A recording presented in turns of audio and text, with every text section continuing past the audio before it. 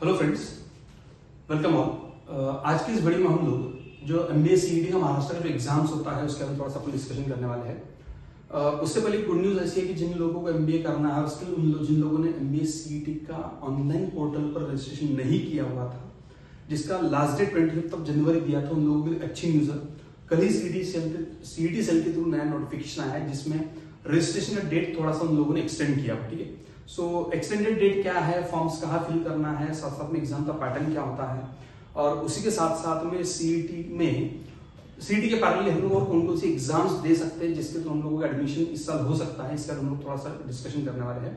ठीक है, सबसे पहला काम, अगर आपको सीईटी के लिए रजिस्ट्रेशन करना है तो अपने को सबसे पहले जो एमबीए सीईटी का जो पोर्टल होता है उसके ऊपर लॉगिन करके रजिस्ट्रेशन करना पड़ेगा।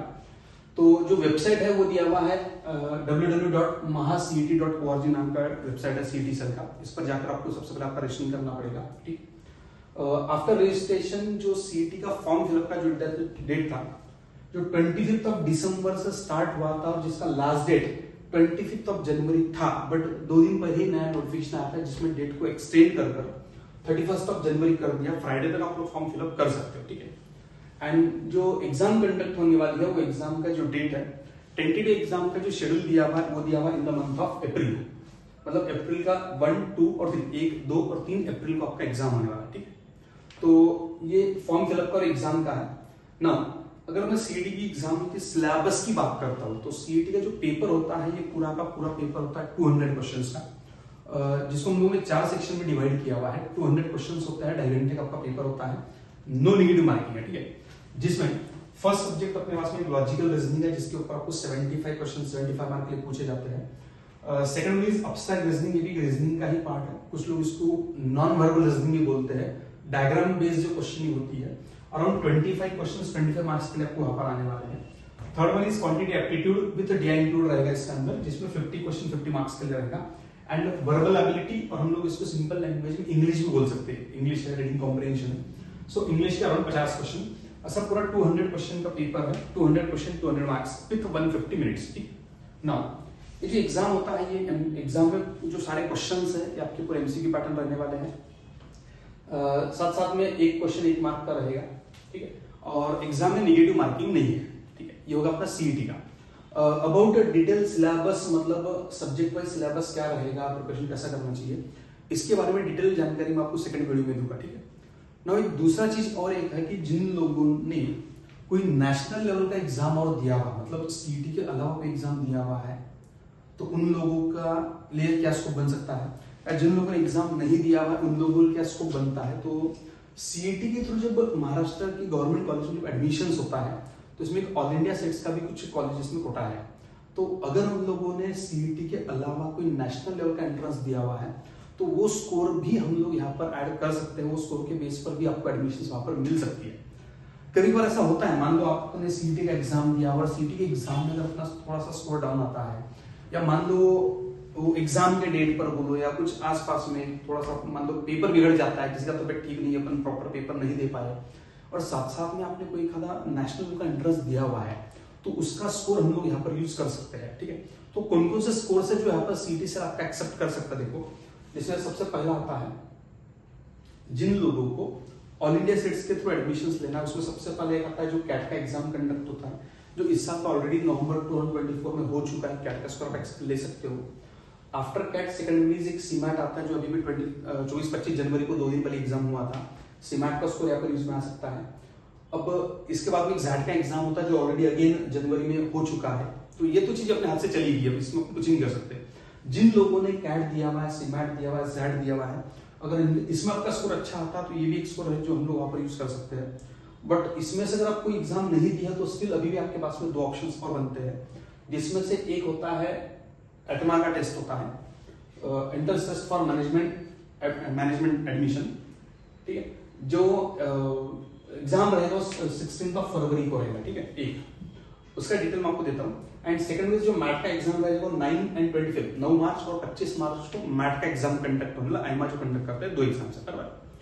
ये 2 एग्जाम के बारे में थोड़ा डिटेल जानना है तो जो एटमा का एग्जाम होता है, ये एटमा का एग्जाम होने वाला है आपका फरवरी में, बराबर, जिसका रजिस्ट्रेशन अगेन 24 दिसंबर से स्टार्ट हो चुका है। फर्स्ट सेकंड वन जो लास्ट डेट है वो है 2 फरवरी, मतलब इसमें भी लास्ट वीक बचा हुआ, 5-6 दिन का टाइम अभी भी है।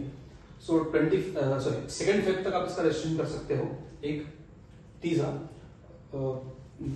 लास्ट डेट है एप्लीकेशन क्लोज होने का 4 फेब, एंड जो ऑनलाइन टेस्ट रहेगा वो रहेगा आपका 16 फरवरी को, और उसका जो रिजल्ट आने वाला है वो रिजल्ट रहेगा 22 फेब को।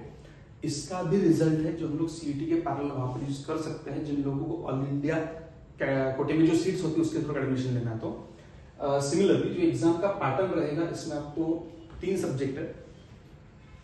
अपना रीजनिंग है जिसमें यहाँ पर अपने एनालिटिकल रीजनिंग लिया है, जिसके 2 सेक्शन रहेंगे, एनालिटिकल रीजनिंग 1 एंड 2। दोनों के ऊपर 30 क्वेश्चन, 30 मार्क्स, और दोनों को 30 मिनट्स दिया हुआ, मतलब सिंपल वर्क है, 30 क्वेश्चन 30 मार्क्स 30 मिनट्स, ठीक है। तो अगेन हर सब्जेक्ट के 2 पार्ट बने हैं, एनालिटिकल रीजनिंग 1, एनालिटिकल रीजनिंग 2।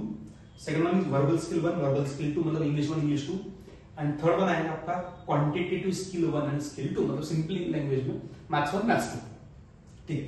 और हर सेक्शन के ऊपर 30 क्वेश्चन है, 30 मार्क्स है, और जो टोटल पेपर रहेगा वो टोटल पेपर आपका 180 मार्क का है। ये होगा एटमा का एग्जाम। एग्जाम के लेवल की मैं बात करता हूँ तो अगेन जो सीईटी के एग्जाम का लेवल तो ऑलमोस्ट उसी लेवल का एग्जाम कंडक्ट होता है।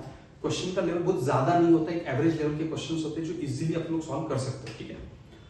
इसके बाद में जो दूसरा एग्जाम का ऑप्शन था अपने पास मैथ, जो फरवरी में कंडक्ट होने वाला है, जिसके अंदर 5 सेक्शंस होते हैं, उसके बारे में डिटेल देता हूं आपको। तो जो एग्जाम्स कंडक्ट होगा उसमें 150 क्वेश्चन रहेंगे, 120 मिनट्स। अब इसमें देखो नंबर ऑफ क्वेश्चंस है 150 अपने पास में, बट अगेन इसमें टाइम दिया हुआ 120 मिनट्स, मतलब 2 घंटे का। एटमा का जो एग्जाम था वहां पर 180 क्वेश्चन 180 मिनट दिया हुआ है।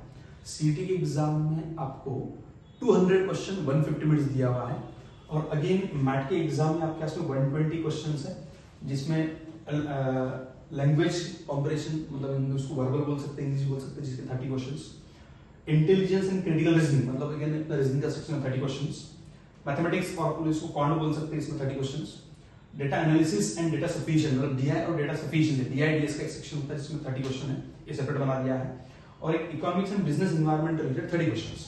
ऐसे टोटल 150 क्वेश्चन का आपका एग्जाम रहेगा और 2 आवर्स का पेपर रहेगा, ठीक है ना। अबाउट मैट अगर मैं बात करता हूं तो मैट का पेपर हम लोग 2 तरीके से दे सकते हैं। मैट का पेपर मतलब एक कंप्यूटर बेस्ड भी होता है और फिजिकल पेपर बेस्ड भी एग्जाम कंडक्ट होती है। जिन लोगों को कंप्यूटर बेस्ड एग्जाम देना, कंप्यूटर बेस्ड एग्जाम दे सकते हो, जिसको पेन पेपर बेस्ड एग्जाम देना वो दे सकते हो। अगर किसी की रिक्वायरमेंट है तो दोनों भी देना है स्कोर बढ़ाने के लिए, मतलब तो जो स्कोर बेटर आएंगे हम लोग यूज कर लेंगे, तो उसके लिए वो पेपर और सीबीटी दोनों भी ऑप्शन यहाँ पर अवेलेबल होते हैं, ठीक ना। एग्जाम का जो डिटेल शेड्यूल है, इसका लास्ट डेट ऑफ रजिस्ट्रेशन दिया हुआ 7 मार्च, मतलब 2 मार्च तक हम इसके रजिस्ट्रेशन कर सकते हैं।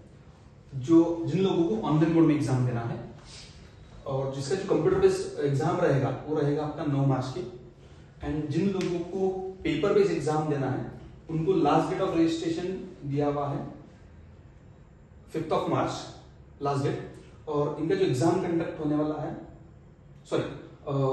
रजिस्ट्रेशन की जो लास्ट डेट है यहाँ पर 2 मार्च पेपर बेस्ड के लिए है, 9 मार्च कंप्यूटर बेस्ड टेस्ट के लिए दिया हुआ है।